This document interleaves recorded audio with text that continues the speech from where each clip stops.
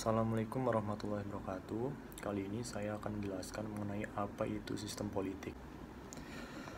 Dalam perspektif sistem, sistem politik adalah subsistem dari sistem sosial. Perspektif atau pendekatan sistem melihat keseluruhan interaksi yang ada dalam suatu sistem, yakni suatu unit yang relatif terpisah dari lingkungannya dan memiliki hubungan yang relatif tetap di antara elemen-elemen pembentuknya.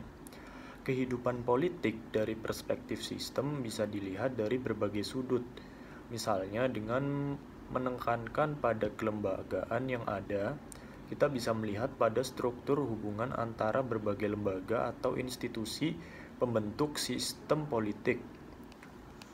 Hubungan antara berbagai lembaga negara sebagai pusat kekuatan politik misalnya merupakan satu aspek, sedangkan peranan partai politik dan kelompok-kelompok penekan merupakan bagian lain dari suatu sistem politik. Dengan mengubah sudut pandang, maka sistem politik bisa dilihat sebagai kebudayaan politik, lembaga-lembaga politik, dan perilaku politik. Model sistem politik yang paling sederhana akan menguraikan masukan ke dalam sistem politik yang mengubah melalui proses politik menjadi keluaran.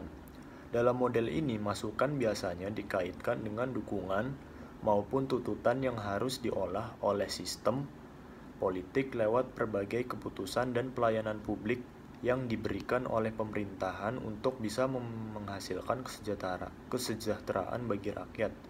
Dalam perspektif ini, maka efektivitas sistem politik adalah kemampuannya untuk menciptakan kesejahteraan bagi rakyat. Oke, kita mengambil contoh sistem politik di Indonesia. Sistem politik Indonesia adalah sebuah sistem politik yang berlaku di Indonesia. Faktor yang mempunyai nilai abadi sebagai fundamen dan merupakan konsekuensi pendirian negara Indonesia, seperti falsafah negara dan lain sebagainya. Dalam banyak hal, walaupun bersifat transendental tapi sudah nyata diterima sebagai suatu kenyataan, kiranya perlu ditimbangkan pengaruhnya terhadap sistem politik Indonesia. Walaupun dipergunakan pendekatan yang menyisihkan pengaruh falsafah sebagai hasil aktivitas merenung-renung, kemudian dapat diuraikan lebih lanjut bahwa pada sistem politik Indonesia akan ditemui faktor lingkungan yang mempengaruhinya. Suatu sistem termasuk sistem politik harus secara terbuka pengaruh dari lingkungannya. Di samping juga dapat mengubah lingkungannya. Artinya bahwa sistem politik Indonesia merupakan sistem politik yang dianut oleh Indonesia yang berdasarkan nilai budaya Indonesia yang bersifat turun-menurun dan juga bisa diadopsi dari nilai budaya asing yang positif bagi pembangunan sistem politik Indonesia. Sedangkan sistem politik di Indonesia lebih menekankan bahwa sistem ini adalah sistem politik yang pernah dilaksanakan di Indonesia pada masa lalu. Contoh, pada masa pemerintahan Orde Lama, Orde Baru, dan bahkan masa pra-kemerdekaan. Sistem politik Indonesia berdasarkan pada ketentuan-ketentuan dalam Undang-Undang Dasar 1945. Sistem politik Indonesia mengalami banyak perubahan setelah ada amandemen terhadap UUD 45. Perbandingan sistem politik Indonesia sebelum amandemen dan sesudah amandemen UUD 1945 adalah sebagai berikut. Pertama, sistem politik Indonesia sebelum amandemen UUD 1945, Indonesia adalah negara kesatuan yang berbentuk republik. Hal itu berarti bahwa kedaulatan berada di tangan rakyat dan sepenuhnya dijalankan oleh MPR.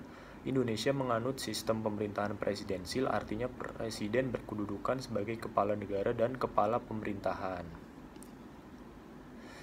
2. Sistem politik Indonesia setelah amandemen Undang-Undang Dasar 1945.